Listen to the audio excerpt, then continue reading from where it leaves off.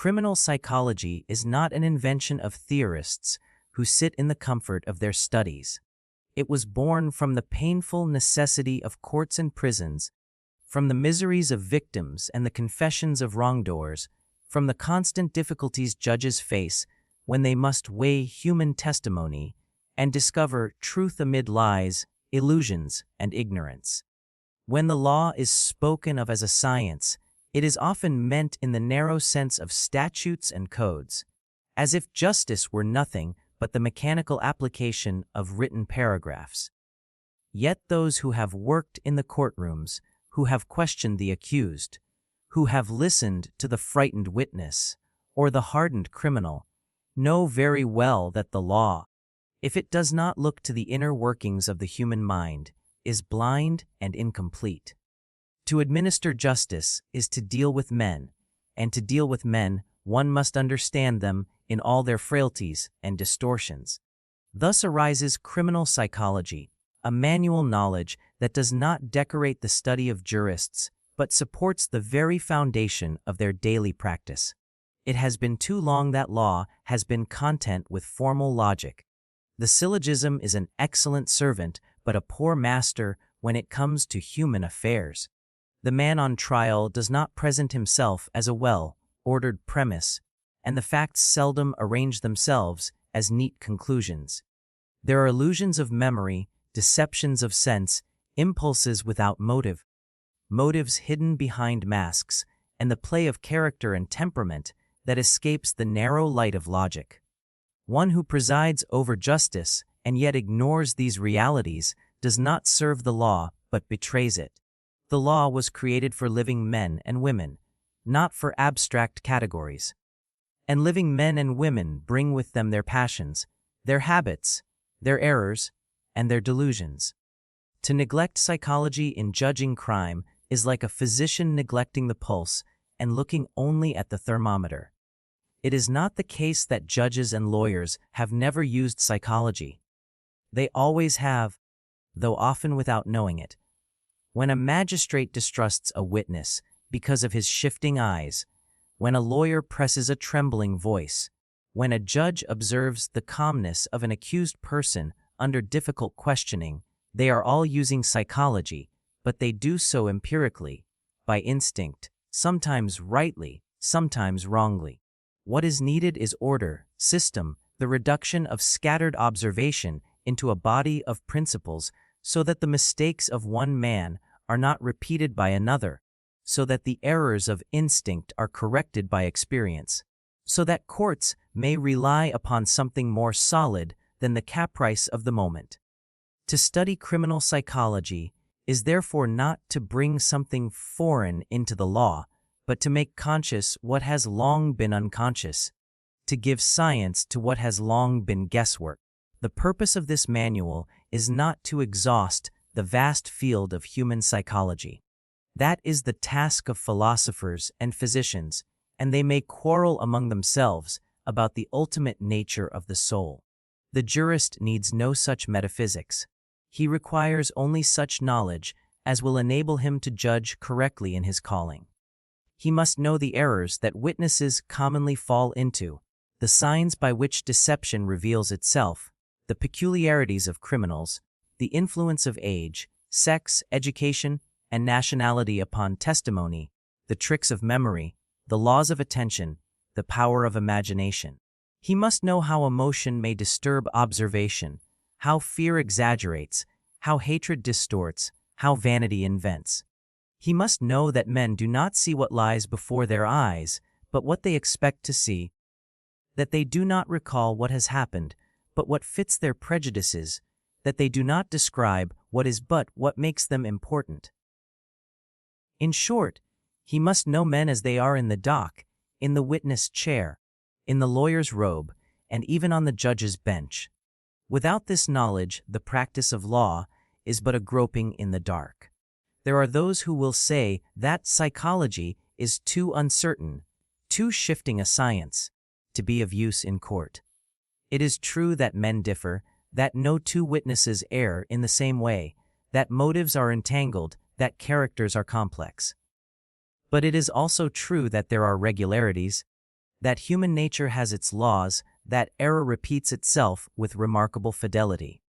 The very fact that the same illusions of the senses are observed in all nations, that the same forms of false memory appear in all ages, that the same tricks of self-deception are practiced by criminals everywhere, shows that psychology may speak with authority. To ignore this because of its difficulties is like refusing to learn anatomy, because every body is different. The judge who waits for absolute certainty will never begin. But the judge who refuses psychology will continue to stumble over the same pitfalls. Let us consider the witness. He is the most common source of evidence and at the same time the most deceptive. What he tells us may be sincere, and yet it may be false. He may wish to speak the truth, and yet his memory betrays him. He may observe a fact, and yet his senses deceive him. He may report honestly, and yet his vanity compels him to exaggerate. The psychologist shows us how vision is narrowed by excitement, how sounds are misinterpreted in the dark, how recollections are altered each time they are repeated, how suggestion plants memories that never occurred, how leading questions distort testimony. Is it not the judge's duty to know these things? Without them, he treats the witness as a machine that registers facts, while in truth the witness is a human being whose mind transforms every fact before it reaches the lips.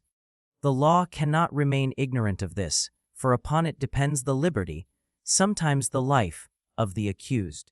And what of the accused himself? He comes before the court with fear, with hope, with shame, with defiance.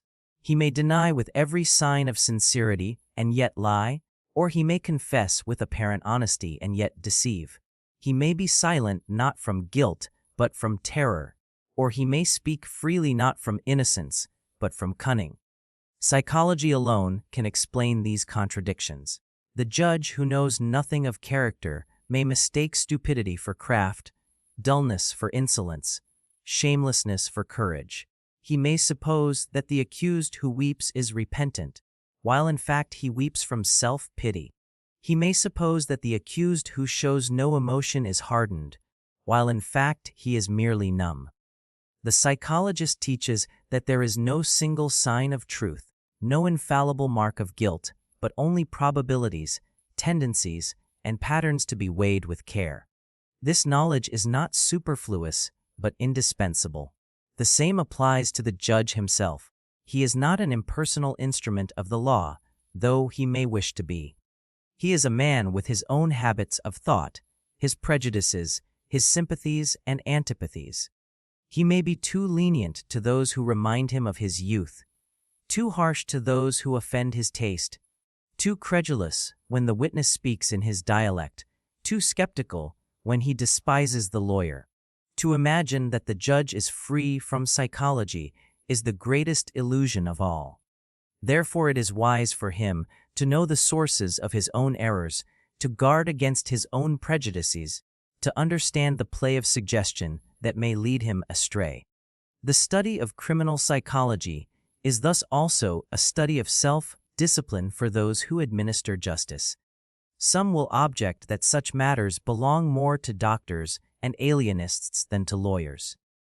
But the purpose here is not the study of abnormal minds alone, though criminals often present such conditions. It is rather the study of normal men in abnormal situations. For what is a trial but an abnormal situation? The witness is not in his natural state when he stands before the court. The accused is not in his natural state when he faces punishment. The judge is not in his natural state when the fate of another lies in his hands. All are subjected to tension, to fear, to hope, to the gaze of the public, to the solemnity of the law. It is under such conditions that psychology shows its greatest value, for it reveals how the ordinary mind behaves under extraordinary pressure. The scope of criminal psychology is therefore broad.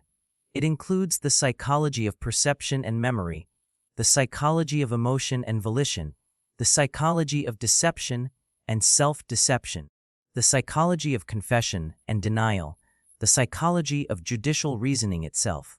It is not the whole of psychology, but it is enough to give the judge a clear eye and a steady hand. It is a tool, not a philosophy, a servant of justice, not a rival of the law. Those who demand more will not find it here. But those who demand less will find themselves unprepared for the realities of the courtroom. The value of this study can be seen in history. Again and again, miscarriages of justice have occurred because courts have ignored psychology. Innocent men have been condemned on the testimony of honest but mistaken witnesses. Guilty men have escaped because their cunning deceived inexperienced judges. False confessions have been accepted as true, true confessions rejected as false. Crowds have swayed juries, superstitions have guided sentences, prejudices have corrupted justice. Each of these errors might have been prevented had psychology been consulted.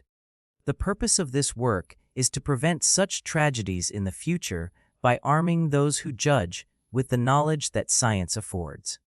But let it not be supposed that psychology will eliminate error entirely.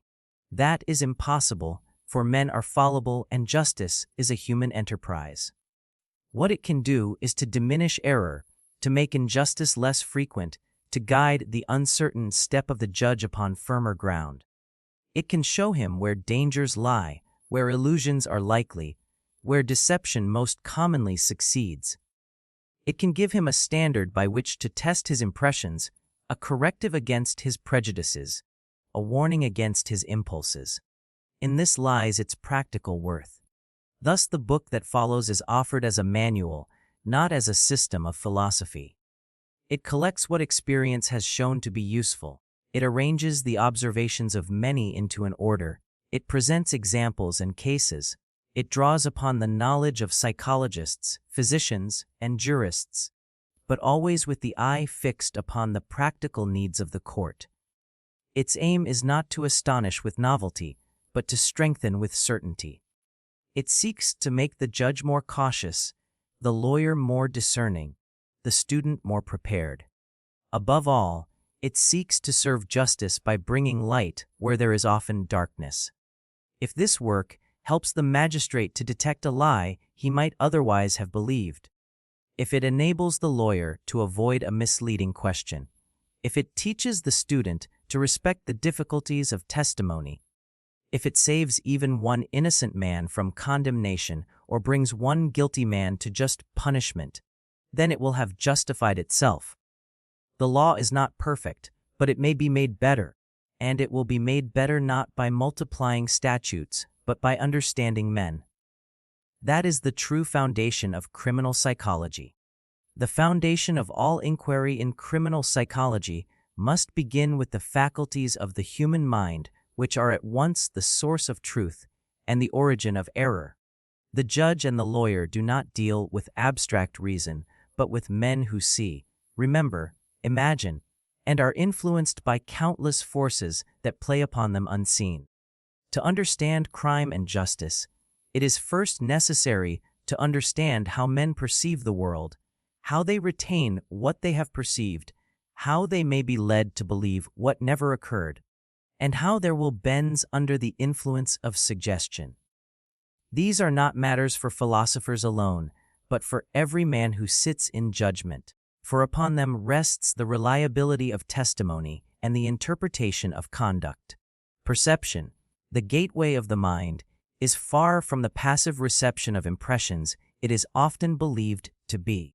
Men do not see with the eye alone, but with the whole being, shaped by their habits, their expectations, their desires. Two witnesses look upon the same event and describe it differently, not because one is dishonest, but because each has perceived according to his own inner condition.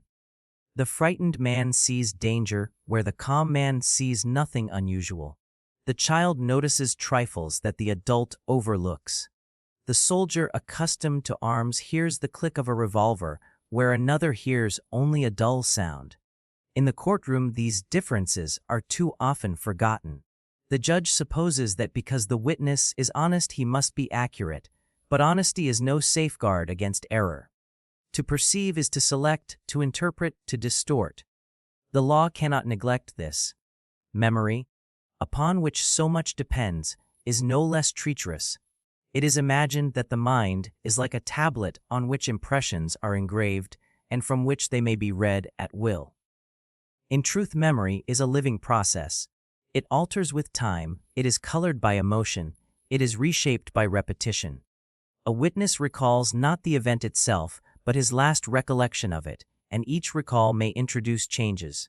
He may omit details, supply others from imagination, confuse the order, mingle later knowledge with earlier impressions. He may believe with the utmost sincerity what never happened. There is no lie so dangerous as the lie memory tells without knowing it is false. The psychologist has shown by countless experiments how easily men misremember, how suggestion may implant entire episodes, how confidence in memory increases even as accuracy decreases. The judge must know this if he is to weigh testimony justly. Suggestibility is among the most potent forces in criminal psychology.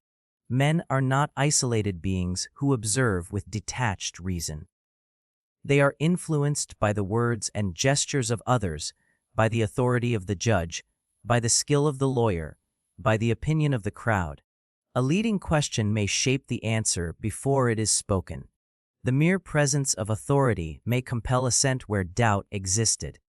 A child will often accept as memory what is suggested to him.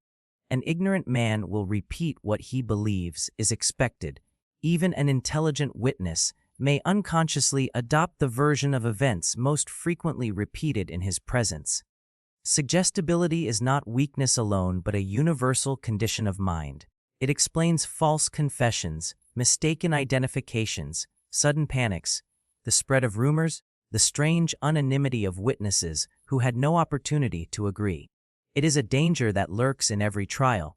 These faculties, perception, memory, and suggestibility, must be studied not in isolation, but in their relation to crime. For crime itself is often the result of distorted perception, false memory, or overpowering suggestion. A man strikes in anger because he perceives insult where none was intended. Another steals because his memory of hardship exaggerates his present need. A youth joins in violence because the suggestion of companions overcomes his will. Thus, psychology is not only the key to testimony, but to the motives of crime itself. It shows that men act not according to abstract reason, but according to their inner images of reality, however false those images may be. The criminal act is often irrational only if measured by fact. If measured by the criminal's perception of fact, it is entirely rational. Let us consider perception more closely. The senses are limited, and the mind completes what is lacking. The eye does not see all that is before it, it sees only what falls within the narrow focus of attention. In a moment of danger, a man may notice the weapon, but not the face of the assailant, or the sound of a shot, but not the words that accompanied it. Later he will be asked to describe the whole event, and he will believe he has seen more than he did. The mind fills gaps with images from habit or imagination, and the witness reports them as facts. So too with hearing. In the confusion of cries, the ear catches fragments, and the mind arranges them into sentences that were never spoken. Smell, taste, and touch are still more deceptive, for they are less practiced in accuracy. The judge must never assume that perception is complete or exact. It is always partial, selective, and interpretive. Memory adds its own distortions. Time is the great enemy of accuracy. What is fresh may be vivid, but even then emotion exaggerates it. As weeks and months pass, details fade, but the confidence of the witness may grow. He repeats his story to friends, he hears it repeated back to him. He adjusts it to fit new information, until at last he believes his reconstruction is the event itself. Experiments show that men will swear with passion to things that never occurred, and that the certainty of their oath has no relation to its truth. Children are especially liable to such errors, for their imagination is strong and their power of discrimination weak. But adults are not immune. and the very learned may err as gravely as the ignorant. To know this is not to despair of memory, but to weigh it cautiously, to seek corroboration, to test it by circumstances. Suggestibility, in the courtroom, is often the most dangerous influence. The form of a question may determine the answer. Ask a man if he saw the knife, and he may answer yes, though he never noticed one, because the question itself suggests its existence. Ask if the thief wore a black coat, and the witness may assent, because he assumes the question implies knowledge. Children are especially vulnerable, but no one is free. The authority of the judge, the expectation of the lawyer, the murmur of the public, all act as suggestions. Even silence may suggest. The witness who hesitates feels compelled to speak rather than admit ignorance. Thus, testimony is often less the record of events than the reflection of the influences at work during the trial. The wise judge guards against leading questions, against undue pressure, against the contagion of opinion. He knows that to secure truth, he must minimize suggestion. The relation of these principles to crime itself is profound. Many crimes are born not of deliberate wickedness, but of illusions. A man believes he is threatened and strikes in defense. A woman believes she is abandoned and steals to feed her child. A crowd believes it has seen an insult and riots. These beliefs may be false, but the actions are real. Psychology shows that to understand crime, one must understand the errors of mind. The law punishes the act, but justice must consider the perception that led to it. There is a great difference between the man who kills from hatred and the man who kills from illusion, between the thief who plans with cunning and the thief who yields to sudden suggestion. Without psychology, the law treats them alike. With psychology, it distinguishes. It may be said that to dwell on these uncertainties is to weaken justice. On the contrary, it strengthens it, for it prevents injustice. To ignore the frailty of perception and memory is to condemn the innocent and excuse the guilty. To recognize it is to build upon truth. The judge who knows the errors of the mind is not less, but more capable of discerning reality. He learns to demand corroboration, to test testimony by circumstances, to observe the play of suggestion, to distinguish between illusion and lie. In this way, psychology serves justice, not by excusing crime, but by revealing it in its true form. It must also be remembered that the criminal himself is a witness, not only in his words but in his conduct. His manner, his gestures, his silence, all are forms of testimony. Yet they too are subject to perception, memory, and suggestion. The judge perceives the criminal's demeanor, but his perception may be biased by expectation. He remembers the accused's words, but his memory may be colored by later knowledge. He is influenced by the suggestions of others, by reputation, by rumor, by his own imagination. Thus, the judge himself must apply psychology to his own mind, lest he become the greatest source of error. To know others is important, but to know oneself is indispensable. Criminal psychology is not content with theory, it must rest upon observation. The courts have provided countless examples of errors in perception, memory, and suggestibility. Witnesses have sworn to impossible distances, to colors invisible in the dark, to times that contradict the clock. Men have confessed to crimes they could not have committed, persuaded by suggestion, by fatigue, by hope of mercy. Crowds have testified unanimously to events that never occurred, carried by the contagion of rumor. Each case is a lesson, each mistake a warning. The accumulation of such examples forms a science, and that science is the guide of justice. The practical consequence of all this is caution. The judge must be cautious in accepting testimony, cautious in interpreting demeanor, cautious in drawing conclusions from memory, cautious in yielding to suggestion. He must cultivate patience, for the truth is often obscured by error, and only by careful comparison and cross-examination can it be discovered. He must cultivate humility, for his own perceptions and memories are subject to the same frailties as those of the witnesses. He must cultivate firmness, for against the pressure of suggestion he must stand immovable. In these virtues lies the true application of psychology to law. The study of perception, memory, and suggestibility is not an idle pursuit of the curious. It is the daily bread of justice. Every case in court depends upon them. Every verdict rests upon their reliability. To neglect them is to play with human lives. To master them is to approach justice more nearly than the law alone can provide. For the law is but a framework, the living substance is human testimony, and testimony is the product of the human mind. To know that mind is therefore the first duty of those who judge crime. Thus psychology, when properly understood, does not undermine the law, but supports it. It does not excuse crime, but explains it. It does not weaken authority, but strengthens justice. It shows that men are not machines, but beings of perception, memory, and suggestion, that they err in regular ways, that they act according to inner images of reality. To administer justice without this knowledge is to walk blindfolded. To administer it with this knowledge is to walk in the light, though the path remain difficult.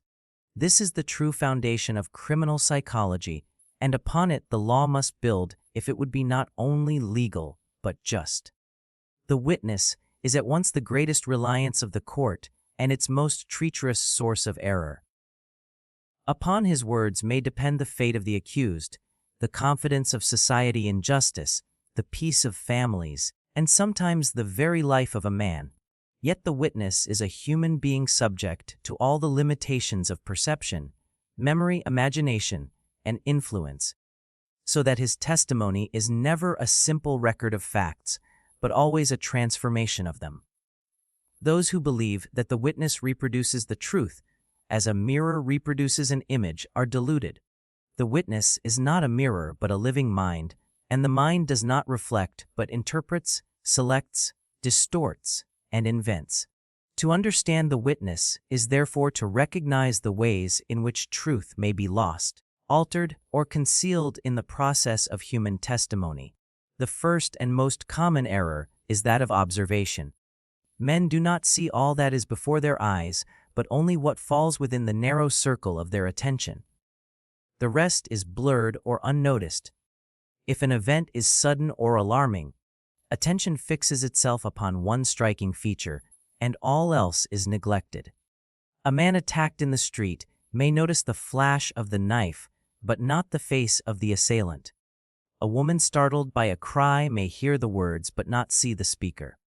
Later in court, each will describe with assurance what little was observed, but the account will be incomplete and therefore misleading.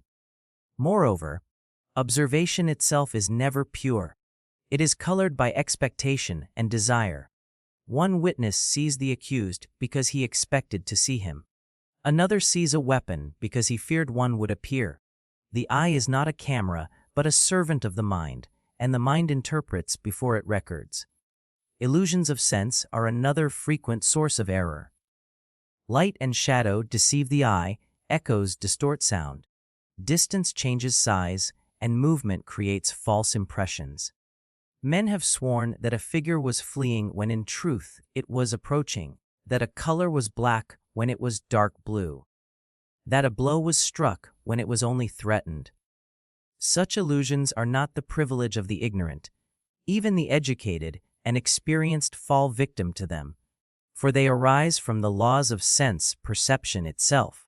A judge who does not know this may mistake illusion for falsehood, and condemn an honest witness as a liar, or worse, may accept illusion as truth and condemn an innocent man. The science of psychology warns us that the senses cannot be trusted without correction, and the wise jurist demands corroboration. Even when observation is accurate, memory introduces its errors. Men suppose that memory preserves facts intact, but in reality memory reshapes them with every recall. Details are lost, order is confused, and gaps are filled by imagination. The witness believes he is recalling the past, but often he is constructing it anew. He forgets that what he describes is his last recollection, not the original event.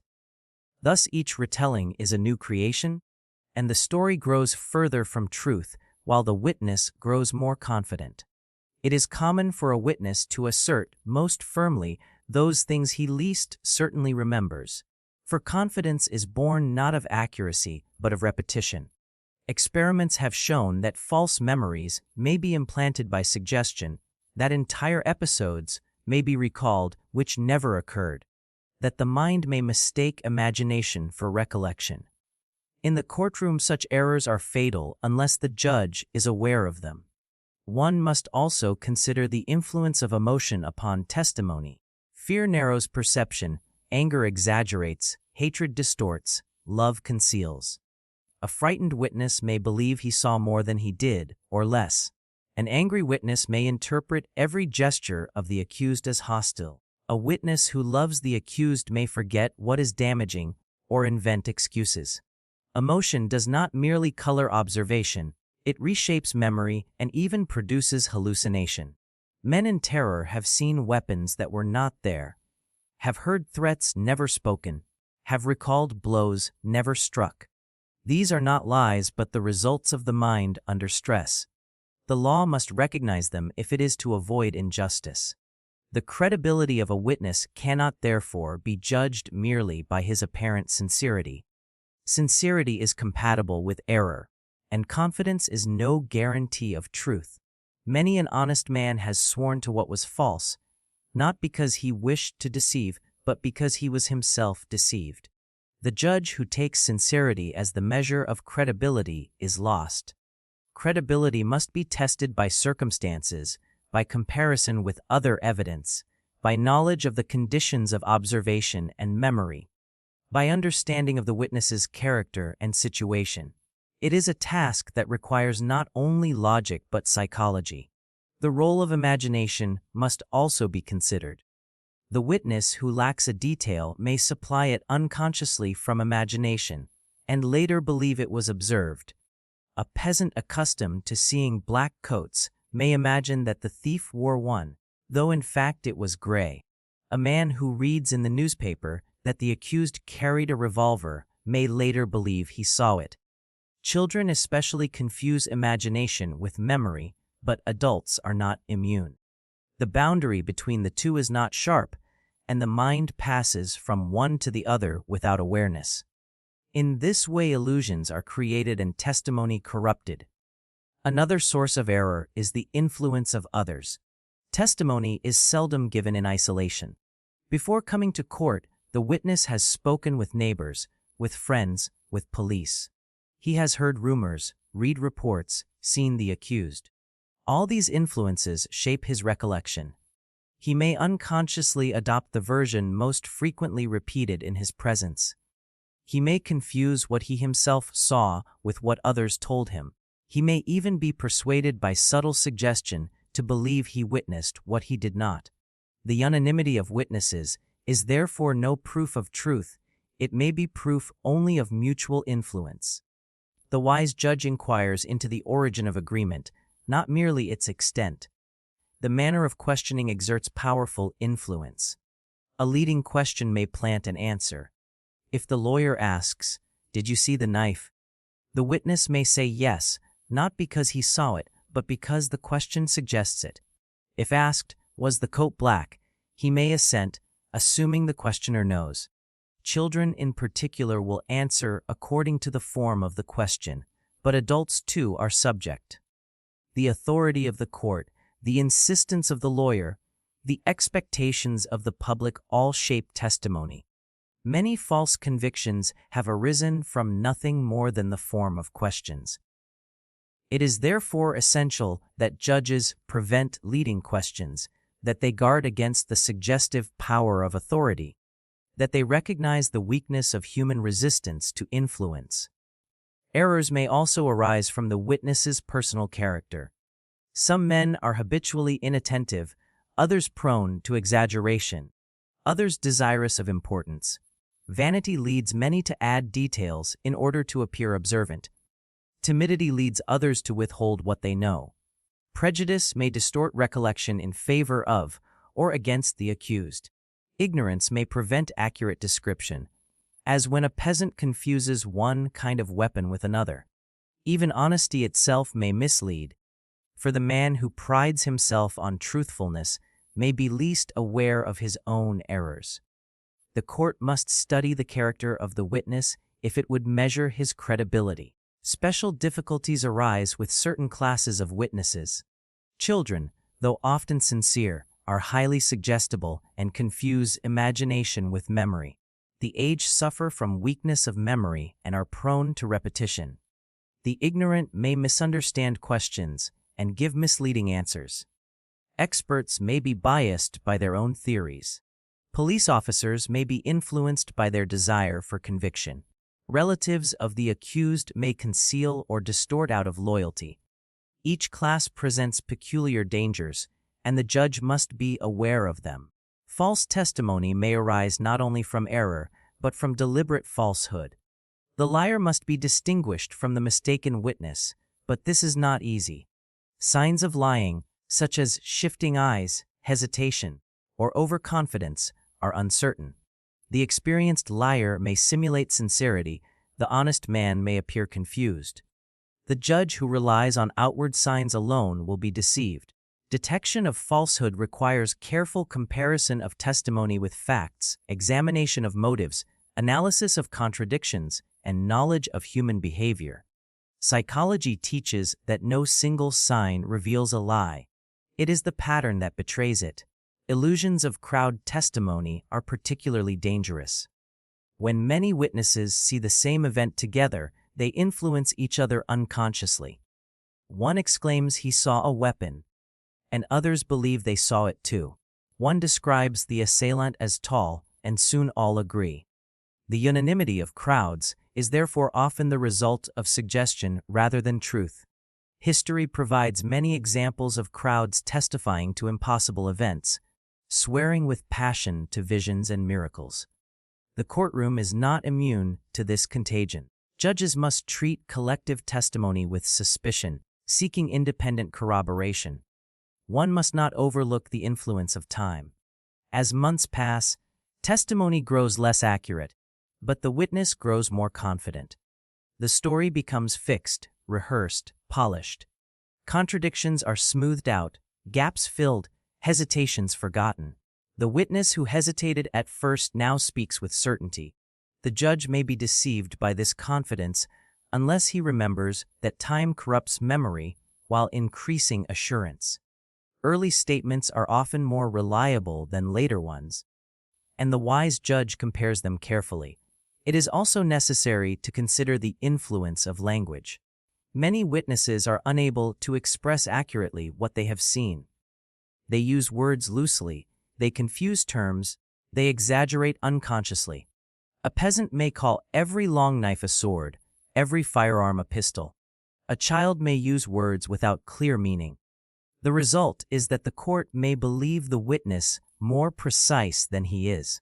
The judge must interpret language with care, seeking always to discover what the witness really observed rather than what he says. All these difficulties show that witness testimony, though indispensable, is the most uncertain of all forms of evidence. It cannot be accepted without examination, it cannot be trusted without correction.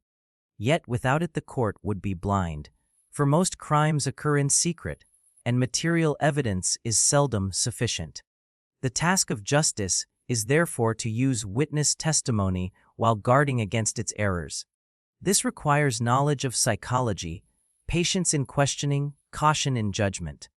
The judge must not be credulous, but neither must he be skeptical to the point of rejecting all testimony. He must weigh, compare, analyze, and interpret with wisdom.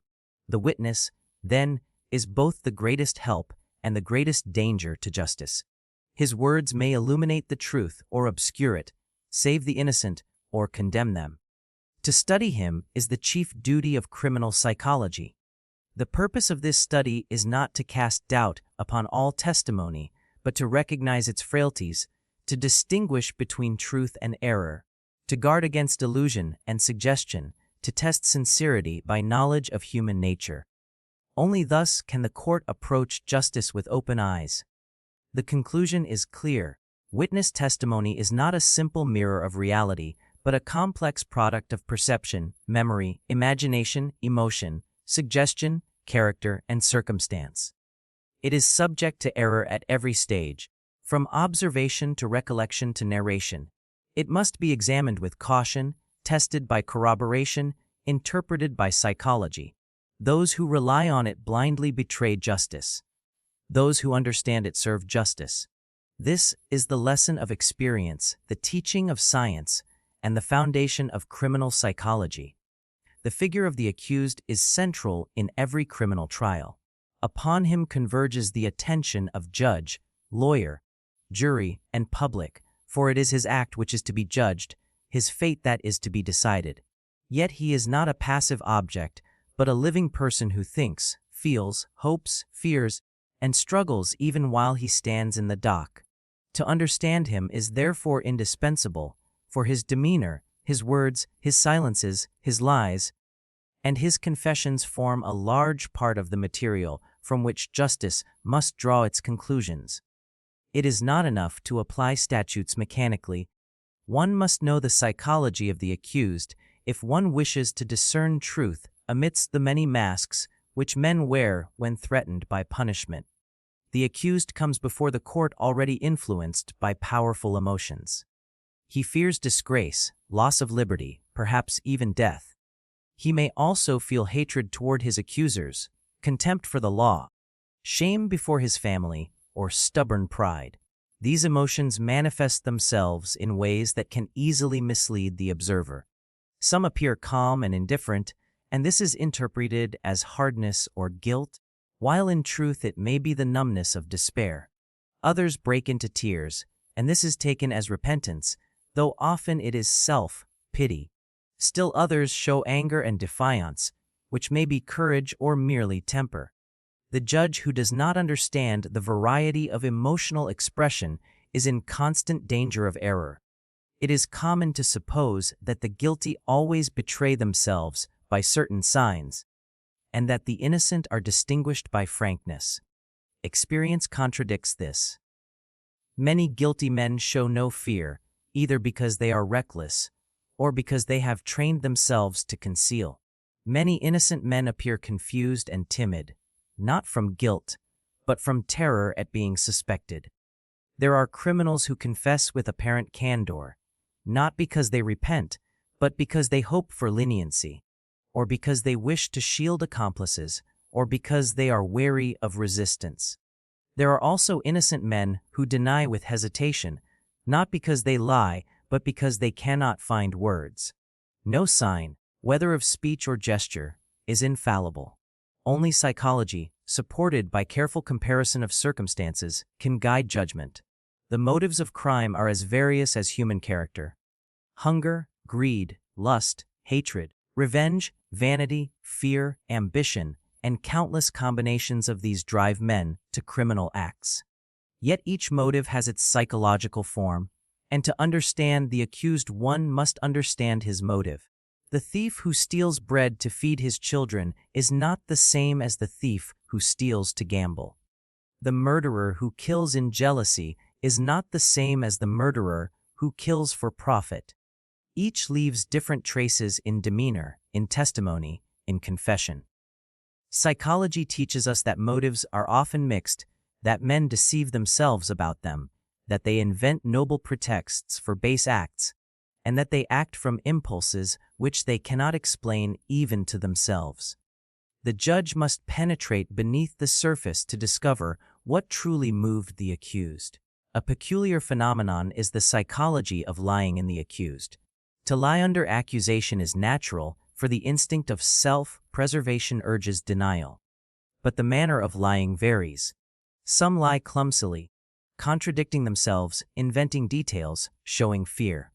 Others lie with great skill, preparing stories in advance, adhering to them with firmness, evading contradictions. Some mix truth with falsehood, giving accurate details while concealing only the essential point.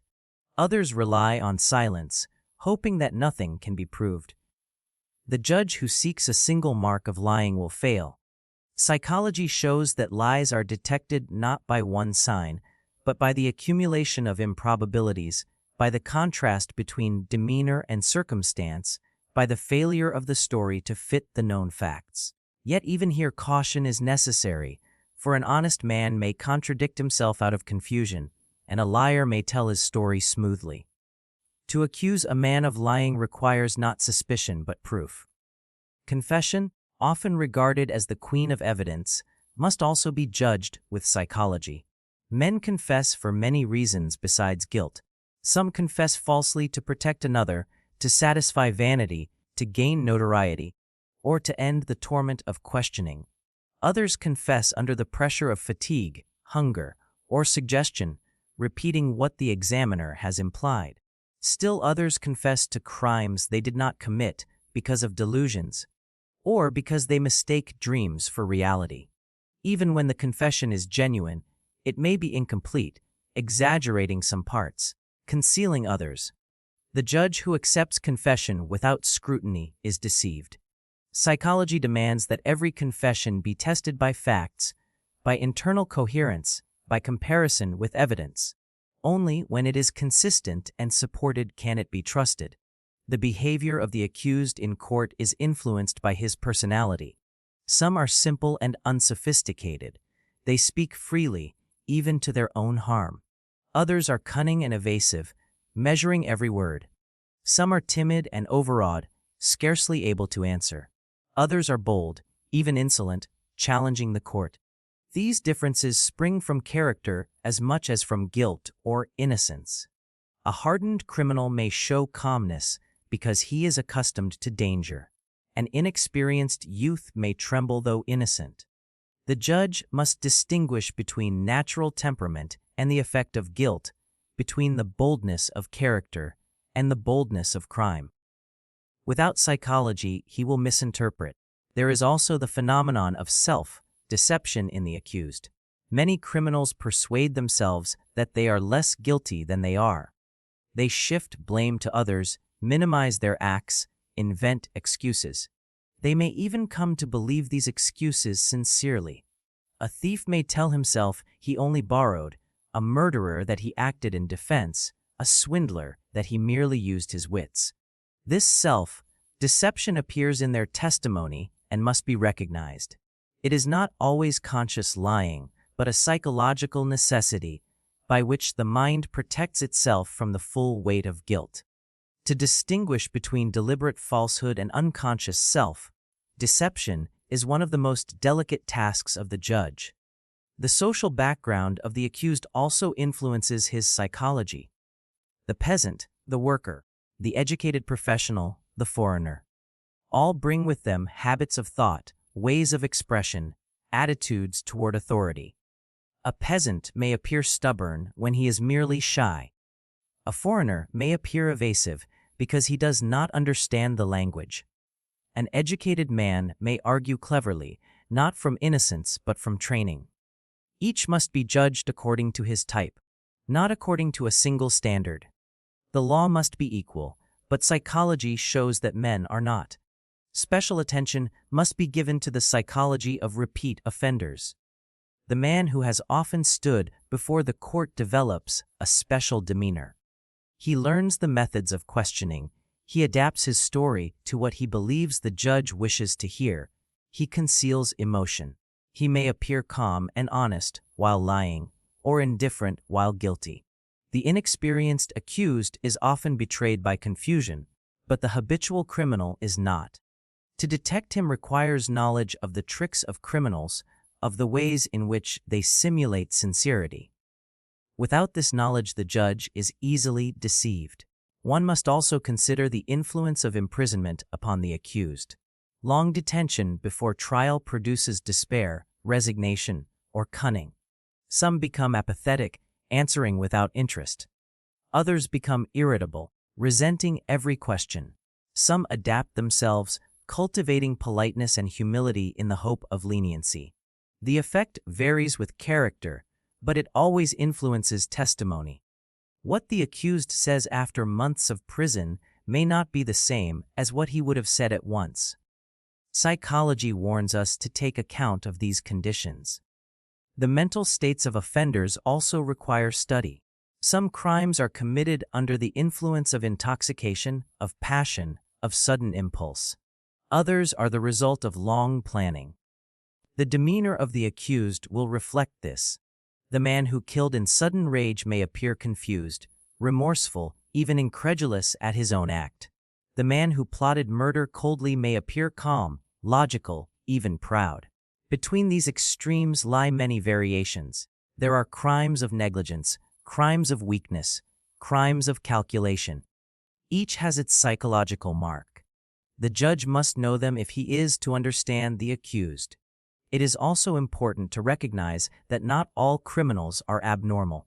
Some are ordinary men who fell to temptation. Others are pathological, with defects of mind or character that predispose them to crime.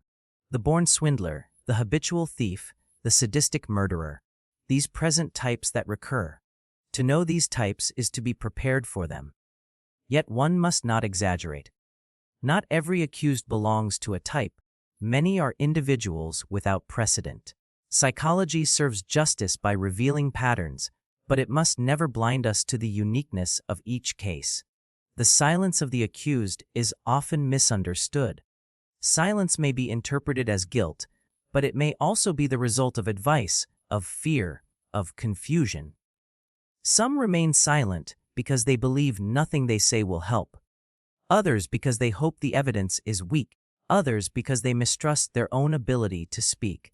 To punish silence as guilt is unjust. It must be interpreted with caution, for it conceals many motives. The accused is also influenced by the presence of the public. In a crowded courtroom, he may act for the audience, showing bravado or humility as suits his role.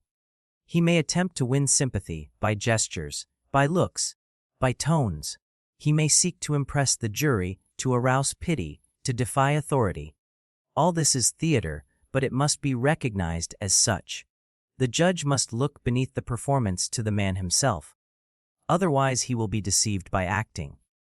In considering the psychology of accused persons, one must not forget that they are human beings like others. They have the same need for justification, the same desire to be respected, the same fear of disgrace. Crime does not erase humanity. Even the hardened criminal may love his child, fear his mother's judgment, long for approval. These human elements often appear in court in unexpected ways. A man may confess to spare his family further shame. Another may deny to protect a companion. Another may show pride in a crime, because it is the only way he can feel important. To understand these motives is not to excuse crime, but to judge it rightly. It is sometimes said that criminals are by nature inferior, that they are marked by physical or mental signs. Such generalizations are dangerous.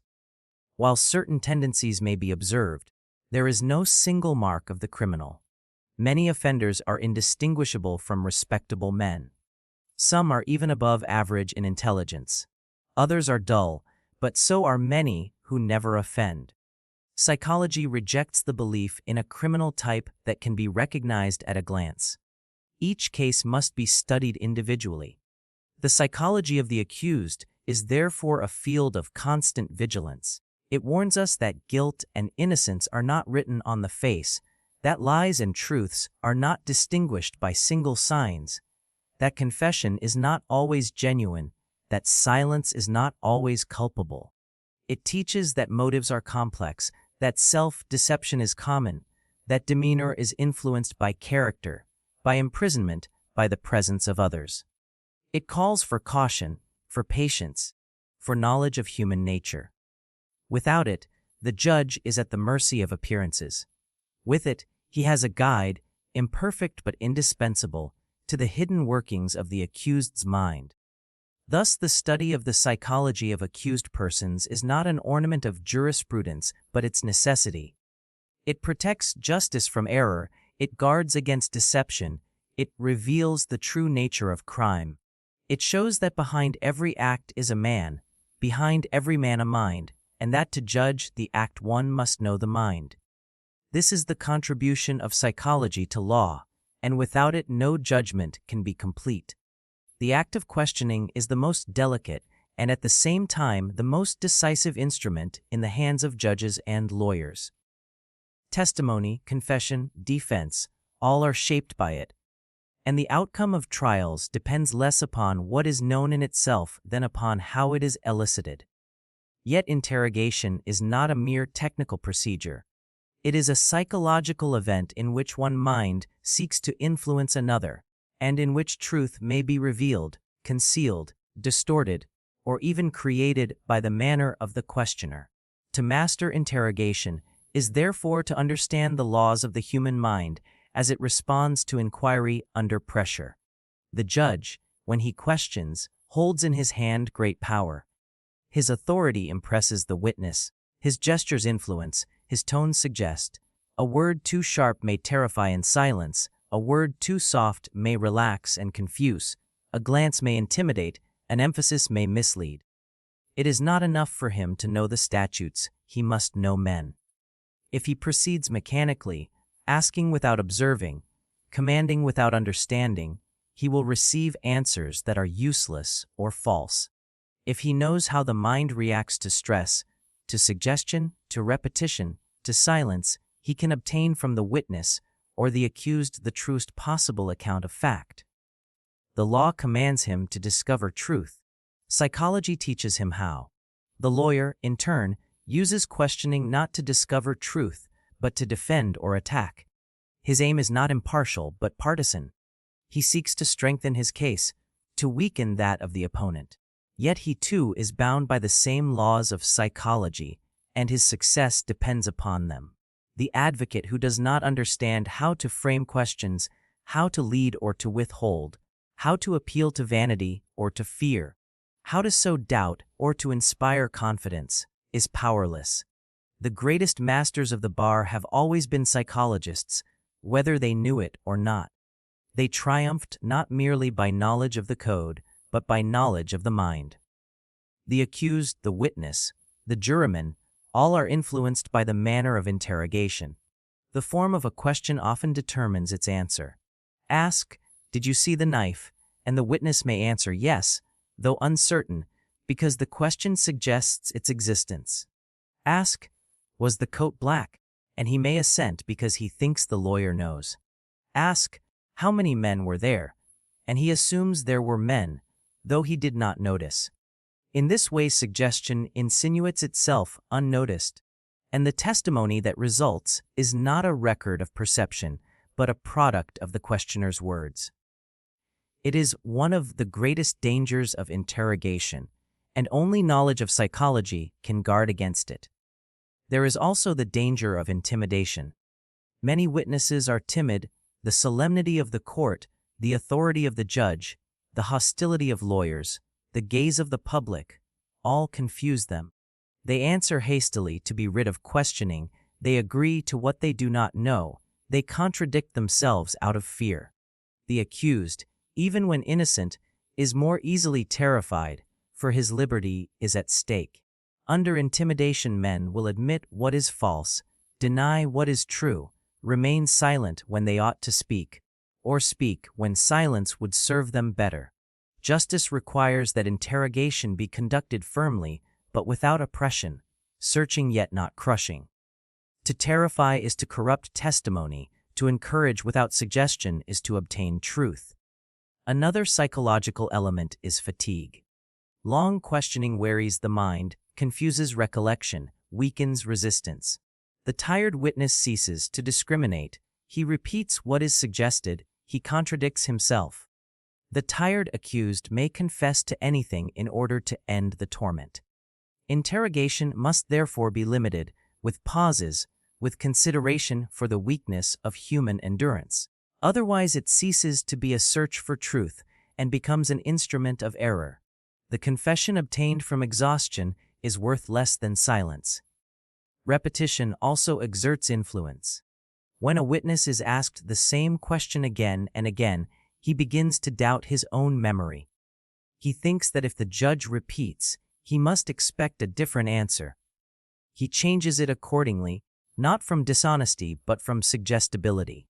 The accused, pressed with repeated denials, may come to think that resistance is useless, that confession is expected.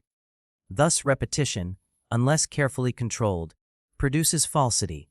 It must be used with skill, to test consistency, not to compel alteration. Silence is another powerful instrument. When the judge asks a question and then remains silent, waiting, the witness often feels compelled to speak, even when he would prefer not to. The silence oppresses him, and he fills it with words. This may reveal truth otherwise concealed, but it may also lead to invention. For the witness may say what is not remembered simply to escape the silence. The questioner must therefore use silence with caution, aware of its double edge. To use it wisely requires psychological tact. The order of questions is important. Begin too sharply, and the witness resists. Begin too vaguely, and he strays. The skillful questioner leads gradually from what is certain to what is doubtful, from what is neutral to what is incriminating. He avoids abrupt leaps that confuse. He builds step by step, so that each answer prepares the next. This is not artifice but necessity. For the mind cannot jump from ignorance to knowledge without preparation. The structure of interrogation is like the structure of a building. If the foundation is weak, the whole collapses.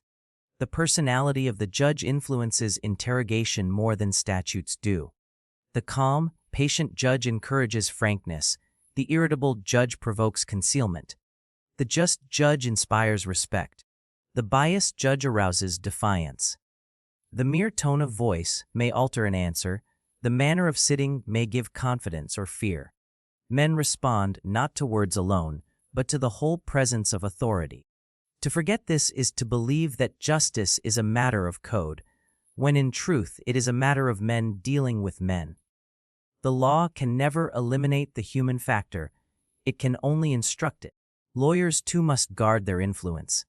The advocate who bullies a witness may silence him but seldom secures truth. The advocate who flatters may elicit words but not facts. Cross-examination, so often praised, is dangerous when it degenerates into display. Its value lies not in breaking the witness, but in testing him. To contradict for the sake of contradiction, to confuse for the sake of triumph, is not service to justice but sport at its expense. The lawyer must remember that he is not playing with counters, but with human testimony, which once falsified may never be restored. Psychology teaches him that to shake without destroying, to test without biasing, to expose falsehood without suggesting truth, is the true art of advocacy. The interaction of judge and lawyer also influences outcome. When the judge shows impatience with one side, the witness feels it and adjusts. When the lawyer flatters the judge, the jury feels it and inclines. When the court permits unfair suggestion, the whole atmosphere is poisoned. The psychology of the courtroom is a web of mutual influences. No word is without effect, no gesture without consequence. The trial is not a mechanical procedure, but a drama of minds. To ignore this is to misunderstand justice.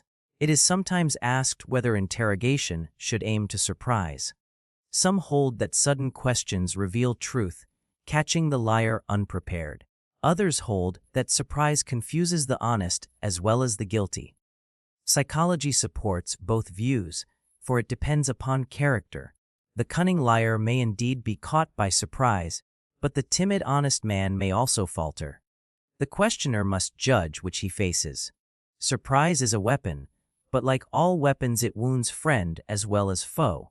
It must be used with wisdom, not as a trick. Another question is whether the accused should be questioned at all.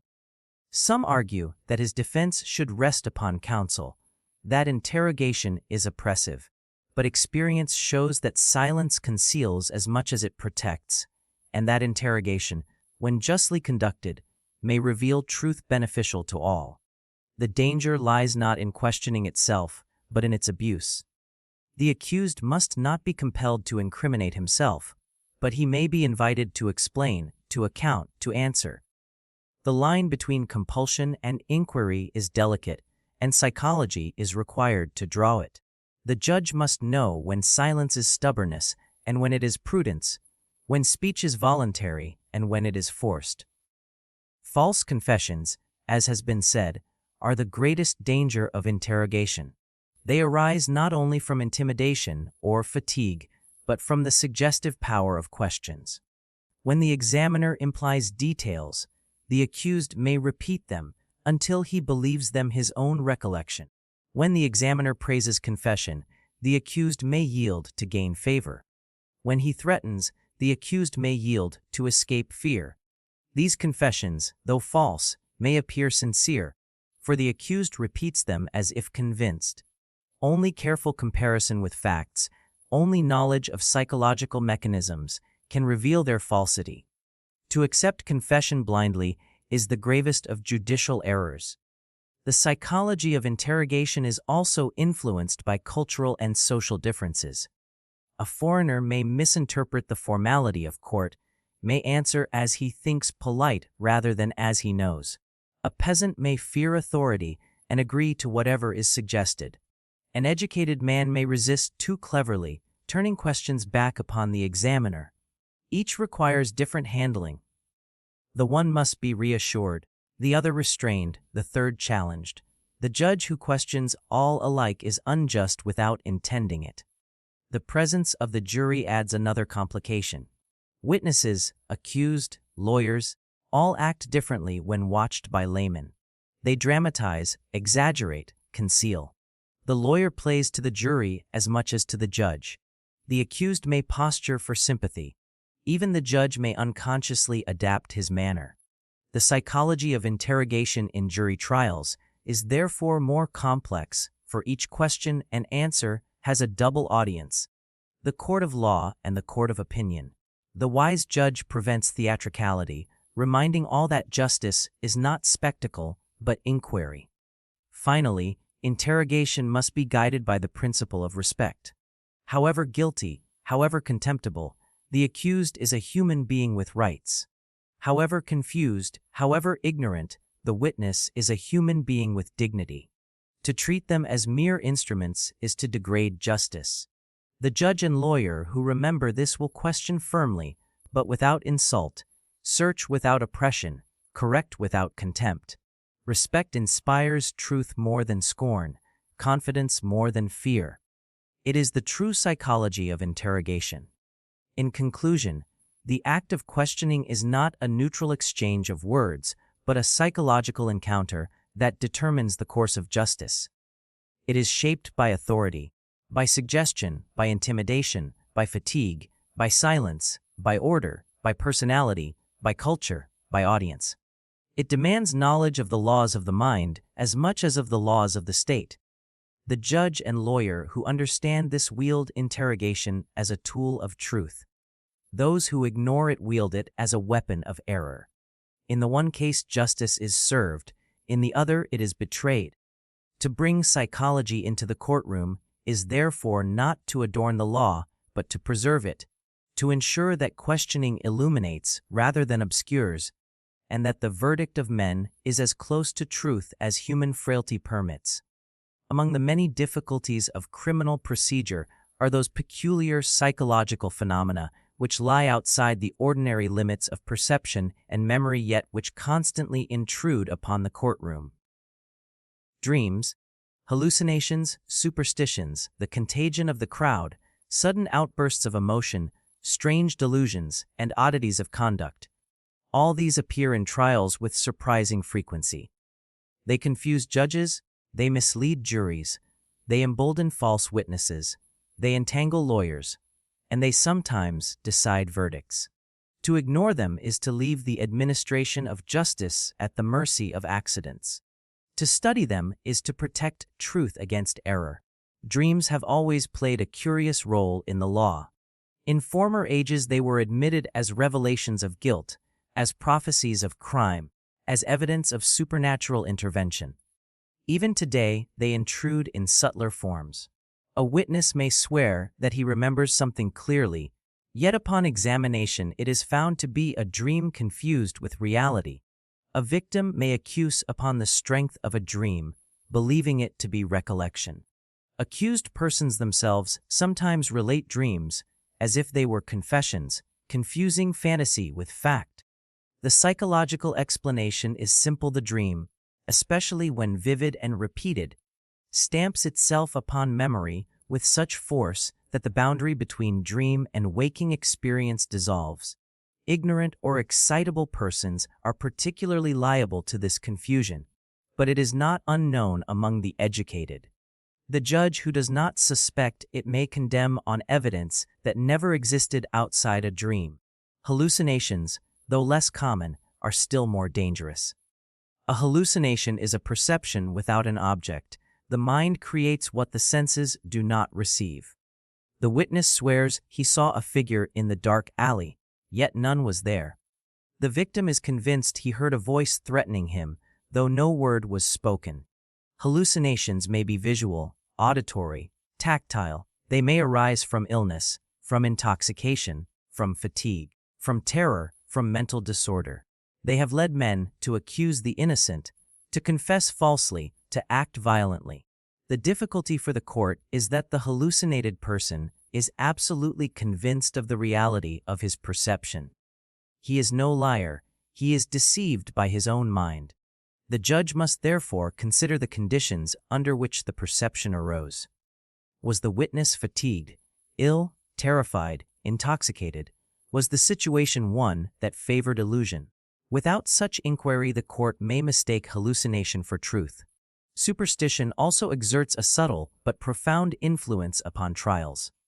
Even in an age of science, many people believe in omens, in curses, in charms, in supernatural signs of guilt or innocence.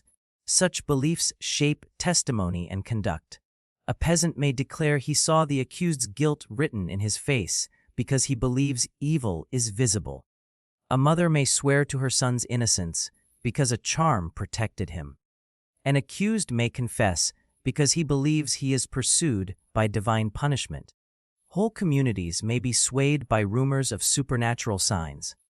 The law, if it does not understand the force of superstition, may treat such statements as lies or delusions when they are in fact sincere convictions. It must distinguish between false testimony and testimony corrupted by belief. Crowd influence is among the most powerful of these phenomena. When men gather in numbers, their individuality weakens, their suggestibility increases, and their emotions intensify. A crowd in the courtroom may murmur approval or disapproval, and witnesses, jurors, even judges are influenced. A crowd outside may spread rumors, intimidate the accused, excite the public. Collective testimony is particularly dangerous. One man exclaims that he saw a weapon, and soon all believe they saw it too. Another describes the accused as tall, and others adopt the description. The unanimity of crowd witnesses is not proof of truth, but proof of contagion. History is filled with examples of crowds swearing to impossibilities, convinced of visions, driven to frenzy. The court must therefore guard itself against the influence of numbers, remembering that men in masses do not think as individuals, but as a single organism moved by passion. Emotional outbursts in the courtroom also play their part. A witness may break into tears, an accused may faint, a victim may shriek, a relative may denounce, the public may applaud or hiss. Such outbursts powerfully affect jurors and even judges, who, though trained, are human. The danger is that emotion is taken as proof. The weeping witness is believed because he weeps. The indignant accused is condemned because he shows no tears. Yet emotion proves nothing except the state of the person at the moment. It may indicate sincerity, but it may also indicate acting, hysteria, or self-pity. The skilled liar can simulate it, the innocent may be too stunned to show it. The judge must therefore discount emotion as evidence, treating it as a phenomenon to be observed, but not as a criterion of truth. There are also psychological oddities that occasionally appear in trials and which puzzle those unacquainted with them. Some persons, when accused, laugh uncontrollably, not from insolence but from nervous reaction. Others remain perfectly calm, not from hardness but from shock. Some forget their own names, some repeat irrelevant words. Some show strange gestures. These are not signs of guilt, but signs of mental disturbance under stress. The judge who interprets them wrongly may condemn the innocent. Knowledge of psychology prevents such errors, for it explains that men react to danger and shame in many ways, not always predictable. False confessions, under the influence of delusion, are another difficulty. Some insane persons confess to crimes they never committed, persuaded by hallucinations or by the belief that they must suffer punishment. Others invent extraordinary stories of supernatural compulsion. Even sane persons may accuse themselves falsely under the influence of depression, believing themselves guilty of all evil. The court must test such confessions carefully, seeking external confirmation. Without this, justice is betrayed. The effect of suggestion under extraordinary conditions must also be remembered. In great crimes that arouse public excitement, witnesses may believe they saw what was suggested by rumor. The whole community may share an illusion, each confirming the other. Newspapers may spread details that enter memory as if observed. In such cases, testimony becomes a reflection of rumor rather than fact. The judge must separate what was truly perceived from what was imagined under influence. Otherwise, he condemns upon the echo of public passion. A curious phenomenon is the influence of authority upon testimony. When a respected person declares something, others believe they saw it too. If the judge shows belief, the witness inclines to agree. If a lawyer asserts a detail, the witness recalls it as fact. This unconscious deference to authority explains much false testimony. It is not lying but submission. The court must therefore be careful not to impose its own opinion during questioning, for it thereby creates what it seeks to discover. Mass emotion also plays a role in certain trials. When crimes stir public indignation, everyone involved in the process feels the weight of it. The witness exaggerates, the juror condemns quickly, the judge becomes severe. In such an atmosphere, justice suffers. The guilty may be punished too harshly, the innocent condemned. The remedy lies in psychological awareness, in the deliberate effort to separate personal feeling from legal duty, in the courage to stand against the crowd. This is difficult, for no man is wholly free from passion, but it is essential if justice is to remain just. Hallucinations and delusions sometimes enter directly into the crime itself. The murderer may believe he is commanded by voices, the thief that he is protected by a charm, the arsonist that he sees visions in the flames. When such persons are brought to trial, their testimony reflects their madness, and the court must decide whether they are responsible. The problem is not legal alone, but psychological. Where delusion destroys the power of judgment, there is no guilt in the legal sense.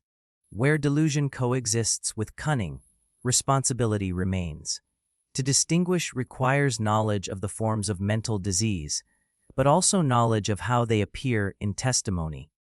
Dreams and visions are sometimes used by accusers in good faith. A victim may swear that he recognized his assailant in a dream, and though the court must reject this as evidence, it cannot ignore the sincerity. The belief itself explains conduct, why the victim accused, why the family denounced, why rumors spread. To treat it as deliberate falsehood is to misunderstand human nature.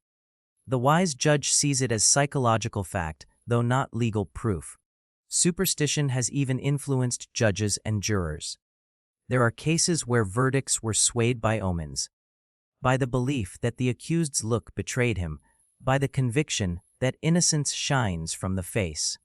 Such errors belong to the history of justice, yet echoes remain. Even today, intelligent men may be influenced unconsciously by appearance, by manner, by coincidences interpreted as signs. The task of psychology is to expose these influences, to remind the court that guilt must be proved by facts, not divined from faces. Another phenomenon is the tendency of men to see what they expect. In trials of notorious crimes, witnesses often report details that correspond to public descriptions rather than to their own observation. They expect to see the criminal armed, and so they see a weapon. They expect him to be tall, and so they recall height. Expectation creates perception. This is particularly dangerous when the accused has already been described in newspapers. The judge must question carefully, distinguishing between expectation and observation. Emotional contagion is especially visible in trials involving crowds. If one witness shows strong feeling, others follow. If one juror shows indignation, the rest catch it. The court may find itself carried along by a wave of passion, forgetting caution. This explains miscarriages of justice in times of public panic, when whole groups of people were condemned upon flimsy evidence.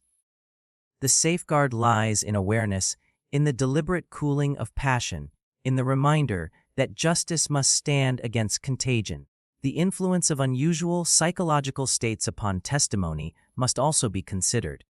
Persons in trance, in hysteria, in states of religious exaltation, sometimes appear as witnesses. Their accounts may be vivid but unreliable. They may believe themselves inspired, infallible, divinely guided. The danger is that their confidence convinces others. Yet psychology shows that such states are prone to exaggeration, to distortion, to invention. Their testimony must be received with the greatest caution. One must not forget also the effect of laughter, ridicule, or shame in the courtroom. A timid witness who is laughed at may contradict himself out of confusion. An accused who is ridiculed may show defiance rather than truth. Shame may silence, or it may provoke exaggeration. These small influences, often overlooked, can alter the whole course of testimony. The judge must control the atmosphere of the court, preventing ridicule, restraining laughter, preserving dignity, for only in calmness can truth appear. The conclusion is that special psychological phenomena are not accidents to be ignored, but regular dangers that must be studied. Dreams, hallucinations, superstition, crowd influence, emotional outbursts, oddities of conduct, all these affect testimony and verdict. They are not rare curiosities but frequent realities. To dismiss them is to invite injustice. To recognize them is to guard against error. The law alone cannot deal with them, for they belong to the mind. Psychology must supplement the law. Only then can justice approach truth. The value of psychology in law does not lie in speculation or in abstract theories, but in its practical application to the actual conduct of criminal cases. The judge, the lawyer, and the investigator are daily confronted with questions of perception, memory, suggestion, deception, and motive. They cannot afford to treat these matters as curiosities, for upon them depend convictions and acquittals, punishments and acquittals, and the very reputation of justice itself. It is one thing to know that men may err in observation, that memory deceives, that suggestion alters testimony. It is another thing to apply this knowledge in the examination of witnesses, in the interpretation of confessions, in the weighing of evidence, in the construction of strategy. To show how psychological insight may guide practice is therefore the most useful task of criminal psychology. Consider first the investigation of crime. The detective or examining magistrate who questions witnesses must recognize that their first accounts are often the most reliable, for memory is freshest, least corrupted by rumor or suggestion. Delay allows imagination and repetition to alter recollections. The wise investigator therefore secures immediate statements, and he records them in the very words of the witness, not in paraphrase, for the form of expression reveals much. He avoids leading questions, lest he implant details.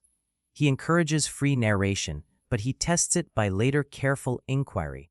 He compares accounts not merely for agreement, but for independence. For agreement may mean only mutual influence, while independence proves genuineness. In all this he uses psychology, whether consciously or unconsciously. To neglect it is to allow error to grow. In the interpretation of physical evidence, too, psychology plays a role. Footprints, handwriting, weapons, and marks must be judged not only by technical rules, but by knowledge of how men act and err. The accused may deny that a weapon is his, yet his way of handling it may betray familiarity.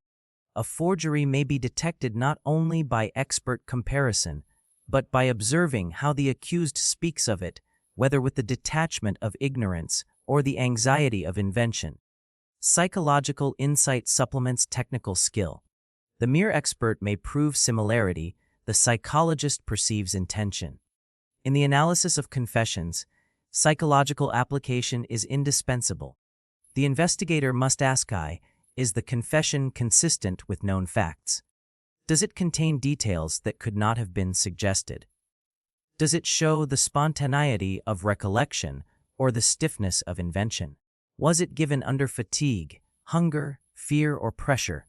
Were the words supplied by the accused or by the examiner? Only by such questions can he distinguish genuine confession from false. Many miscarriages of justice have come from neglect of this. The investigator who accepts confession as proof, because it is confession, betrays his duty. The one who applies psychology tests it with rigor and accepts it only when it bears the marks of truth. The practical lawyer in trial uses psychology constantly. He frames questions to elicit, not to suggest. He cross-examines with knowledge of how memory works, how emotion distorts, how vanity embellishes. He knows that a timid witness may falter, that a bold liar may be smooth. He does not mistake hesitation for falsehood, nor fluency for truth. He arranges his order of questions to lead the mind gradually, to reveal contradictions without intimidation, to expose improbabilities without ridicule. He watches the manner of the witness, but he interprets it with caution, aware that nervousness may spring from innocence as well as guilt. He appeals to the jury not only with logic, but with understanding of human sympathy, prejudice, and imagination. The advocate who scorns psychology is like the physician who scorns anatomy. He may succeed by chance, but he lacks mastery. Judges too must apply psychology in their reasoning. When testimony conflicts, they ask not only which witness is more confident, but which had better conditions of observation, less motive to err, less exposure to suggestion. When the accused denies, they ask not only whether he seems sincere, but whether his story fits human probabilities. They know that certain motives are common, others rare, that certain behaviors are natural, others improbable. They recognize self-deception, the invention of excuses, the force of habit. They test each account by their knowledge of how men truly act. In this way they protect themselves from being misled by appearances, for appearances are the deceivers of justice. In jury trials, the application of psychology is even more necessary. The jurors are ordinary men, influenced by emotion, by sympathy, by prejudice, by rhetoric. They may mistake tears for truth, calmness for guilt. They may be carried away by eloquence, by indignation, by fear of crime. The judge who understands psychology instructs them carefully, reminding them that emotion is no proof, that confidence does not equal accuracy, that unanimity of witnesses may mean contagion, that confession must be tested, that the demeanor of the accused is ambiguous. He counteracts the influence of rhetoric by appealing to reason. He calms excitement. He corrects prejudice. Without psychology, he cannot control the currents that sweep juries away. Practical application appears also in the handling of children as witnesses. Children are highly suggestible, eager to please, prone to mix imagination with memory. The examiner who uses leading questions corrupts them at once.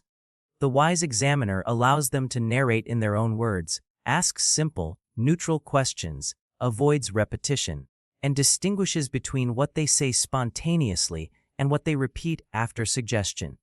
He recognizes that details may be confused, times and distances exaggerated, motives invented. He knows that while children seldom lie deliberately, they easily believe what is false. Their testimony, therefore, must be used with caution, corroborated by external facts, interpreted in the light of psychology. The aged present other difficulties. Their memory is weak, their attention poor, their confidence sometimes strong though unfounded. They may repeat stories they have told often, confusing the past with the present. They may be obstinate, unwilling to admit ignorance. The wise examiner tests their recollection by concrete details, avoids long questioning, and distinguishes between what they truly remember and what they reconstruct. He respects their dignity, for shame may silence them, but he does not mistake their confidence for accuracy. Psychology warns him that old age is not deceitful but fallible. In dealing with experts, psychology also has its place. Experts are influenced by their theories, by desire to justify themselves, by rivalry. They may exaggerate the certainty of their results, conceal doubts, or adapt their conclusions to the needs of the side that employs them. The judge who understands this does not accept expert testimony blindly but examines its basis, its method, its limits. He asks whether the expert has been influenced by expectation, whether he has excluded other explanations, whether he has tested his own assumptions. He uses psychology to guard against the weaknesses of even the learned. The practical application of psychology extends to the strategy of legal argument. The advocate who knows men appeals not only to logic, but to imagination, to sympathy, to prejudice, but he does so with caution. He does not inflame passion at the cost of justice. He understands that jurors are moved by stories more than by numbers, by pictures more than by abstractions. He presents facts in order, so that they form a coherent image. He avoids overloading memory, for too many details confuse. He repeats the essential, for repetition fixes. He anticipates objections, for surprise confuses. All this is psychology in practice, the art of persuasion grounded in knowledge of the mind. Investigators also apply psychology in detecting deception. They observe not only words but tone, hesitation, inconsistency, the contrast between what is said and what is probable. They know that liars often add unnecessary detail, that they avoid the simple, that they contradict themselves when pressed. They know too that honest men may err in the same ways. They therefore use these signs cautiously, seeking confirmation. They avoid the mistake of assuming that every hesitation is a lie or that every fluent story is false. They judge by the whole, not by a single sign. This is the practical wisdom of psychology. In crimes of passion, psychology is especially useful. The investigator asks, was the act sudden? Was it premeditated? Was it provoked? He examines the behavior before and after, the words spoken, the emotions displayed. He knows that rage blinds, that jealousy distorts, that fear exaggerates. He distinguishes between the calculated act and the impulsive. The law must punish both. But psychology determines the degree, the motive, the responsibility. Without it, the court may punish too severely or too lightly. In crimes of cunning, psychology reveals the method. The swindler plays upon vanity, upon greed, upon trust. He deceives by pretending knowledge, by flattering weakness, by simulating friendship. To understand his crime, one must understand the psychology of his victims. The judge, who sees only the act, may condemn the swindler, but despise the victims. The judge, who applies psychology, understands that fraud succeeds because it appeals to human tendencies that are universal. He punishes the criminal while respecting the weakness of the deceived. In crimes of crowds, psychology is indispensable. A riot, a lynching, a mob attack. These are not explained by the guilt of individuals alone, but by the contagion of mass emotion. Each man, swept by the crowd, acts differently than he would alone. Responsibility is diminished though not destroyed. The court must consider the influence of suggestion, of excitement, of fear. Psychology provides the key, distinguishing between leaders who incite and followers who yield. Justice must punish according to degree, and psychology shows the degree. Practical application extends even to sentencing. The judge who knows psychology asks, will this punishment reform, deter, or embitter? Will imprisonment harden or awaken? Will severity crush or provoke defiance? He considers the character of the accused, his motives, his possibilities. He knows that equal crimes may require unequal penalties, not by caprice, but by psychological necessity. The young offender may be reclaimed, the hardened may not. The ignorant may learn, the cunning may only simulate. Without psychology, punishment is blind. With it, punishment is adjusted. The greatest practical lesson of psychology is caution. The judge who knows human frailty does not hurry to condemn. He tests every testimony, he questions every confession, he considers every motive. He avoids the errors of credulity and of skepticism, for both are unjust. He seeks corroboration, he compares, he observes. He does not trust appearances, he does not despise them, but he weighs them. He knows that truth is difficult, but he does not despair of finding it. This cautious wisdom is the true fruit of psychology in practice. In every stage of the criminal process, from investigation to trial, from examination to verdict, psychology provides guidance. It shows how to question without corrupting, how to interpret without prejudice, how to weigh without haste. It warns against illusions, against false memories, against contagion, against intimidation. It teaches respect for the dignity of witness and accused, for the weakness of children and the aged, for the influence of passion and fear. It transforms justice from guesswork to science, from caprice to method. The law without psychology is a body without a soul, a code without understanding. The law with psychology becomes a living instrument, guided by knowledge of men as they are. It does not cease to be fallible, but it becomes less blind. Its errors diminish, its justice increases. This is the aim of criminal psychology, to make law practical, not by changing statutes but by enlightening those who apply them. For justice is not a matter of parchment, but of men, and men can only be judged when they are understood. The purpose of this manual has been to demonstrate that psychology is not a mere ornament of scholarship, nor a pastime of speculation, but a necessary instrument of justice. Every page of criminal procedure reveals the presence of the human mind, with its weaknesses and strengths, its illusions and certainties, its deceptions and revelations. To judge without psychology is to attempt to measure without scale, to weigh without balance, to navigate without compass. The law commands us to find truth. Psychology teaches us how truth may be obscured, distorted, or discovered. This is not theory but practice, tested daily in courts and prisons, confirmed by errors as well as by successes. We began with the witness, whose testimony is at once indispensable and treacherous. We saw how perception is partial, how memory is fallible, how suggestion insinuates itself, how emotion distorts, how imagination adds, how language confuses, how character influences, how crowds corrupt. We learned that sincerity does not guarantee accuracy, that confidence may coexist with falsehood, that agreement may mean contagion rather than truth. We learned that children, the aged, the ignorant, and even the expert each bring peculiar dangers. Psychology armed us with methods to test, to corroborate, to interpret, to distinguish. Without such knowledge, the court is helpless before the errors of testimony. With it, the court approaches truth. We turned to the accused, the central figure of every trial. We saw that his demeanor, his words, his lies, his confessions, his silences cannot be understood without psychology. We learned that guilt is not written on the face, that confession is not always sincere, that denial is not always false.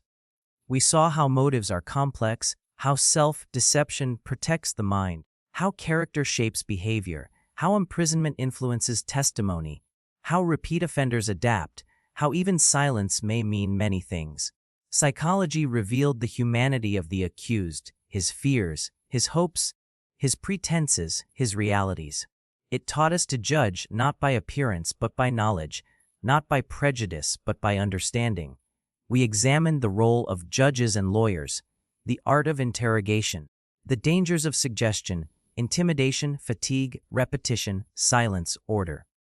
We saw how authority influences, how lawyers persuade, how juries are swayed, how the courtroom becomes a stage of psychological forces. We learned that questioning is not neutral but creative, that it may reveal truth or produce falsehood. We recognized that the personality of the judge, the tactics of the advocate, the presence of the public, the emotions of the jury, all influence outcomes. Psychology does not abolish these influences, but makes us aware of them so that we may control rather than be controlled. We considered special phenomena, dreams, hallucinations, superstitions, mass contagion, emotional outbursts, nervous oddities, delusions. These, though extraordinary, appear often in trials, confusing the inexperienced. We learned that dreams may be mistaken for recollections, hallucinations for perceptions, superstition for evidence, crowd illusion for unanimity, emotion for proof, oddities for guilt. Psychology stripped these of their mystery, showing them as natural products of the mind under strain. It warned us not to despise them, but to interpret them, not to laugh at them, but to guard against them.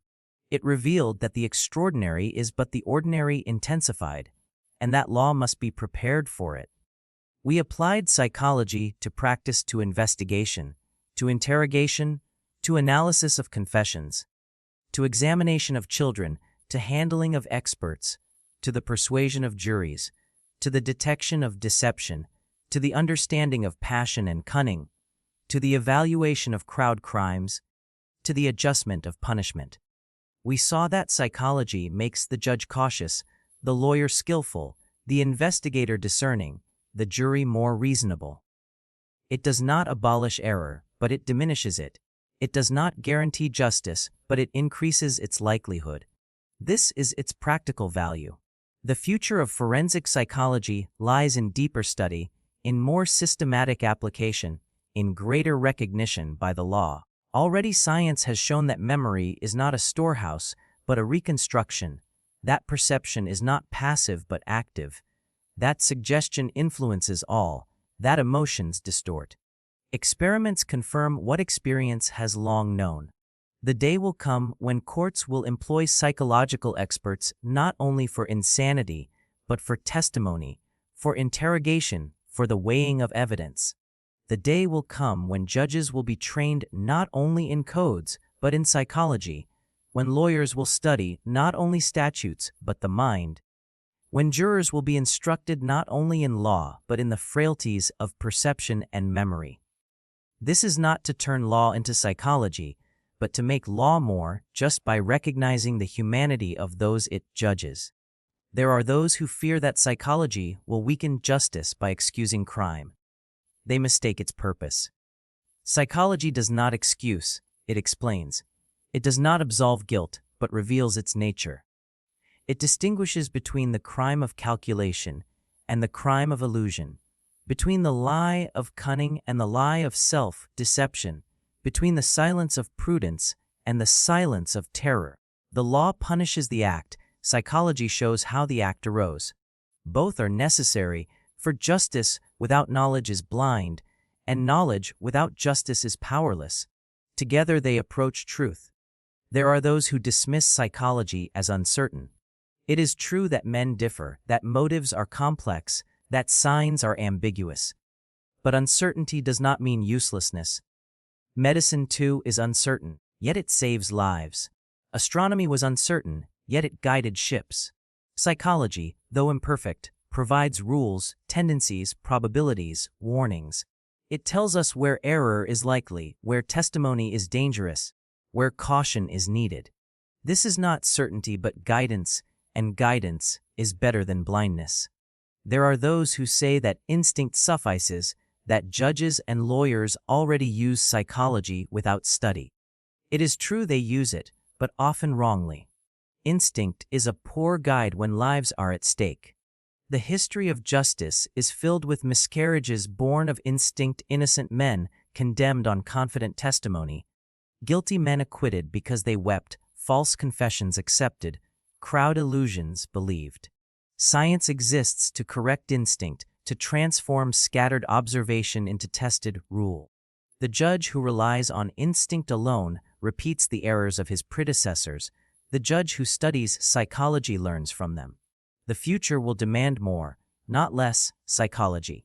As society grows more complex, as crimes become more cunning, as evidence multiplies, the difficulties of justice increase. New forms of fraud, new kinds of testimony, new influences of press and crowd will appear. Only psychology can equip the law to meet them.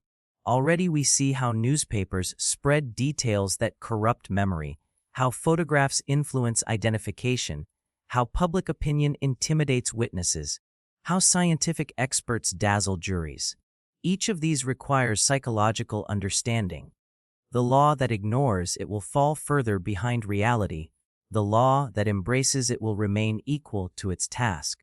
It must not be forgotten that psychology also protects the dignity of the court itself.